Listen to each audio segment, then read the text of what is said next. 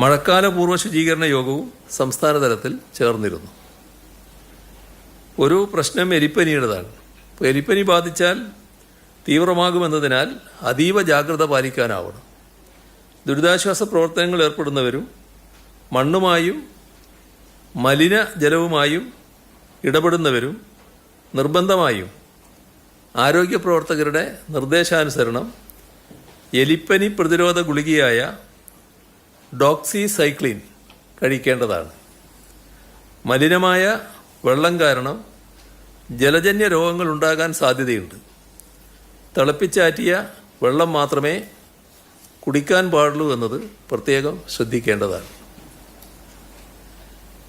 നിങ്ങൾക്കെല്ലാം അറിയാവുന്നതുപോലെ ഏപ്രിൽ 20 മുതൽ സർക്കാരിൻ്റെ വാർഷിക പരിപാടികളുടെ ഭാഗമായി സംസ്ഥാനത്തുടനീളം സഞ്ചരിച്ചിരുന്നു. വ്യത്യസ്ത മേഖലകളിലെ പ്രമുഖ വ്യക്തിത്വങ്ങളുമായി 14 ജില്ലകളിലും നേരിട്ട് സംവദിക്കാൻ അവസരമുണ്ടായി. 7000-ൽ പരം പേരുമായാണ് അങ്ങനെ സംസാരിച്ചത്. മലപ്പുറം ഒഴികെ എല്ലാ ജില്ലകളിലും ബഹുജന റാലികളും ആ റാലികളിലും പങ്കെടുത്തു. 14 ജില്ലകളിലും പൊതുജന സമ്പർക്ക വകുപ്പിൻ്റെ ആഭിമുഖ്യത്തിൽ എൻ്റെ കേരളം എന്ന പേരിൽ പ്രദർശനമേളകളും നടന്നു. സർക്കാരും ജനങ്ങളും തമ്മിലുള്ള പാരസ്പര്യത്തിൻ്റെ ജീവസുറ്റ അനുഭവമായിരുന്നു വാർഷിക പരിപാടികൾ.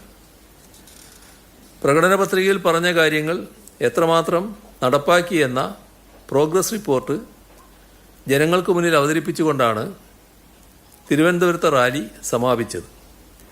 2021 നിന്നും 2025 എത്തുമ്പോൾ വലിയൊരു ശതമാനം വാഗ്ദാനങ്ങളും നിറവേറ്റാൻ സർക്കാരിന് കഴിഞ്ഞിട്ടുണ്ട്. ബാക്കിയുള്ളവ ഇനിയുള്ള ഒരു വർഷം കൊണ്ട് പൂർത്തീകരിക്കും എന്ന ഉറച്ച ബോധ്യത്തോടെയാണ് സർക്കാർ മുന്നോട്ട് പോകുന്നത്.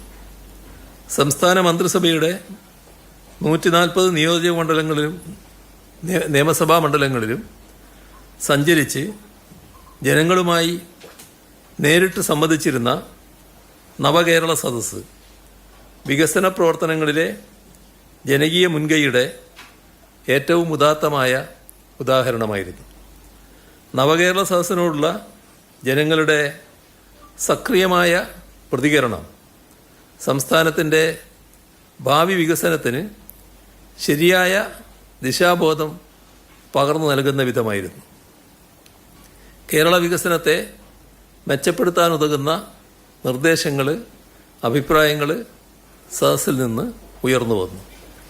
നവകേരള സദസ്സിലെ സംവാദവേദികളിൽ ഇങ്ങനെ ഉയർന്നു വന്ന വികസന പദ്ധതികൾ നടപ്പാക്കാൻ 982 കോടി 1 ലക്ഷം രൂപ അനുവദിക്കാൻ ഇന്നലെ ചേർന്ന മന്ത്രിസഭാ യോഗം തീരുമാനിച്ചിട്ടുണ്ട്. നവകേരള സദസ്സിലെ സംവാദത്തിൽ ഉരുത്തിരിഞ്ഞ നിർദ്ദേശങ്ങളാണ് വികസന പദ്ധതികളായി നടപ്പാക്കുന്നത്.